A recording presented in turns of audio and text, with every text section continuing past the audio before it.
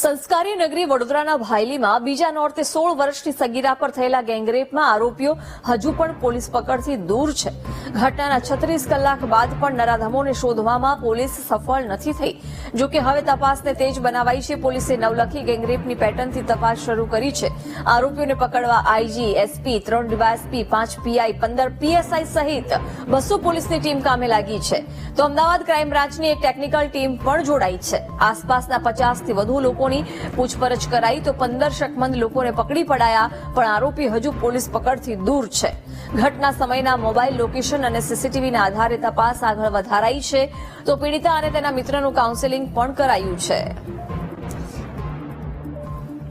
વિગતો સાથે સંવાદદાતા માનુ જોડાઈ ગયા છે. માનુ, હજુ સુધી આરોપી પોલીસ પકડથી દૂર છે, તપાસ ક્યાં સુધી પહોંચી? જિજ્ઞાસા, ભાયલીમાં બનેલી જે સામૂહિક દુષ્કર્મની ઘટના છે એમાં પોલીસ માટે હવે આ પડકારરૂપ સમગ્ર કિસ્સો છે બની ગયો છે. આઈજી, એસપી, 3 ડીવાયએસપી, 5 પીઆઈ અને 15 પીએસઆઈ સહિત 200નો કાફલો આ તપાસમાં જોડાયો છે. પરંતુ અવાવરું જગ્યા છે, અંધારું છે અને એના કારણે આરોપીને ઓળખવા અથવા તો આરોપીની શોધ કરવી મુશ્કેલ બની રહ્યું છે.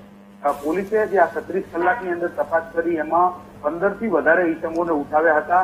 મોબાઈલ લોકેશનના આધારે આ 15 લોકોને ઉઠાવવામાં આવ્યા, પરંતુ એમની પૂછપરછ બાદ એમને છોડી મૂકવામાં આવે છે, કારણ કે એમનું ત્યાં ભૂમિકા નહીં હોવાનું બહાર આવ્યું છે. હવે પોલીસ માટે પડકાર છે કે આ સ્થળ ઉપરથી જે આરોપીઓ છે ક્યાં ગયા, કઈ દિશામાં ગયા, એ તમામ તપાસ કરવાની છે. પોલીસ માટે હવે એકમાત્ર આશરો છે નવલખી મેદાનમાં જે ગેંગરેપ થયો હતો એની પેટર્ન ઉપર અત્યારે પોલીસ તપાસ કરી રહી છે. અમદાવાદ ક્રાઇમ બ્રાન્ચ પણ આ તપાસમાં જોડાઈ છે. ટેકનિકલ જે સપોર્ટ છે અમદાવાદ ક્રાઇમ બ્રાન્ચ કરી રહી છે.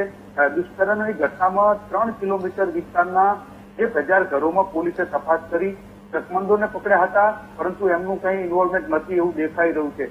પોલીસ હવે સમગ્ર મામલે અમદાવાદ ક્રાઇમ બ્રાન્ચ અને વડોદરા ગ્રામ્ય પોલીસે તપાસ કરી રહી છે. એકમાત્ર મોબાઈલ લોકેશન પોલીસને સહારો છે અને એના આધારે પોલીસ અત્યારે તપાસ કરી રહી છે. જી જી બિલકુલ માનો આભાર જાણકારી આપવા બદલ.